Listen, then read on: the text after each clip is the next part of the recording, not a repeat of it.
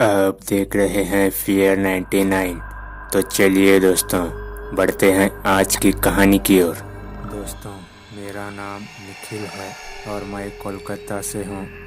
मैंने लगभग हर तरह की नौकरी आजमाई और अनगिनत नौकरियों से निकाला जा चुका है।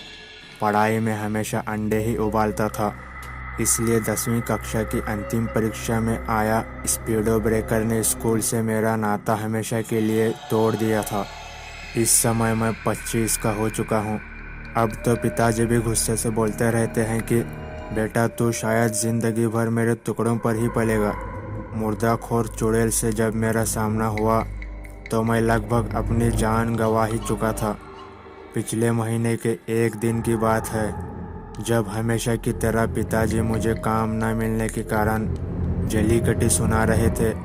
तब गुस्से में आकर मैंने भी उन्हें बोल दिया कि आज शाम तक अगर मैं नौकरी नहीं ढूंढ पाया तो रात को घर वापस नहीं आऊँगा।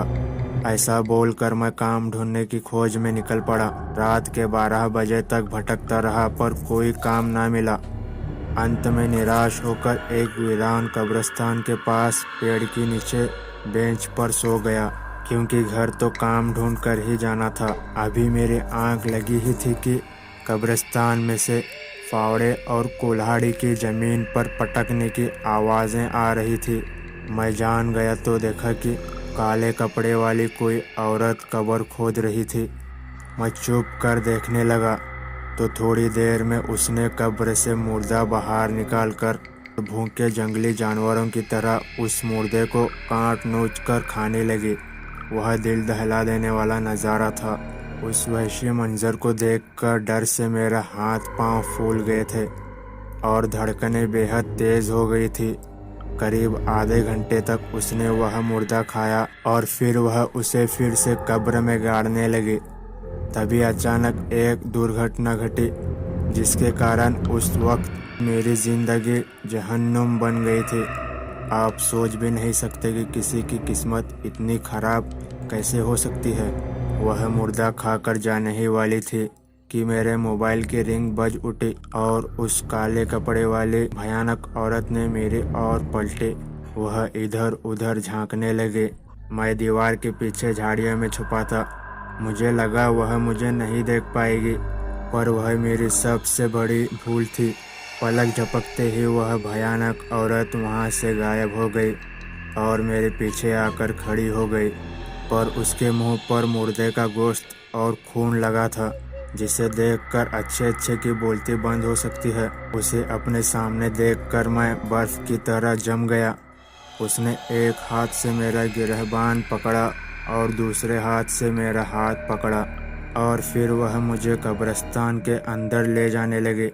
मैं होश में था, पर पता नहीं क्यों उसका विरोध नहीं कर पा रहा था, बस उसके साथ चले जा रहा था। एक कब्र के पास आकर वह भयानक औरत रुक गई और उस कब्र को खोदने लगी। कब्र में उसे आधा खाया हुआ मुर्दा उसने बाहर निकाला और उसे उछालकर झाड़ियों में फेंक दिया। फिर उसने मेरी ओर देखा।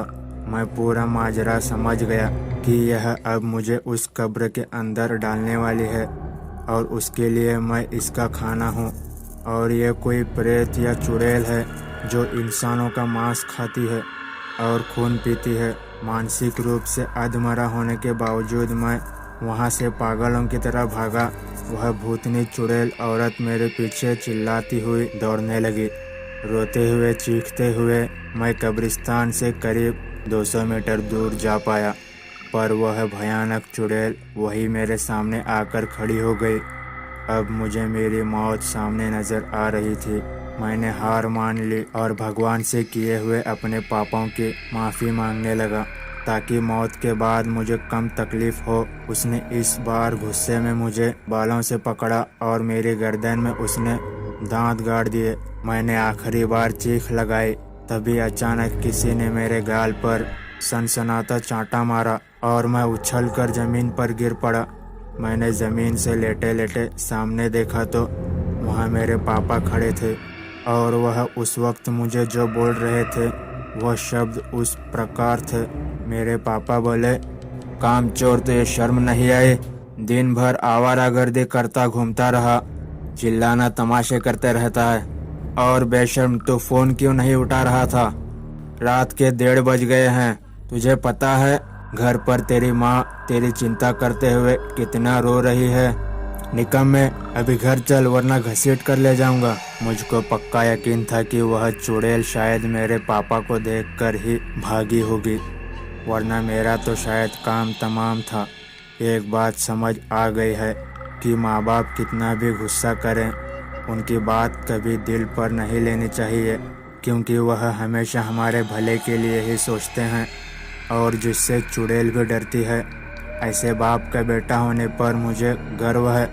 मेरे पापा गुस्सा होने पर मुझे पीटते ज़रूर है, पर मुझसे प्यार भी उतना ही करते हैं। लव यू पापा। तो दोस्तों, मेरे चैनल को सब्सक्राइब करना और बेल आइकन को प्रेस करना, ताकि मेरी हर नई वीडियो की नोटिफिकेशन आपको मिलती रहे और अच्छे कहानियाँ आपको सुनने को मिलते रहे। तो चलिए दोस्तों, आज के लिए कहानी में बस इतना ही। मिलते हैं अगली कहानी के साथ। तब तक के लिए good bye and take care.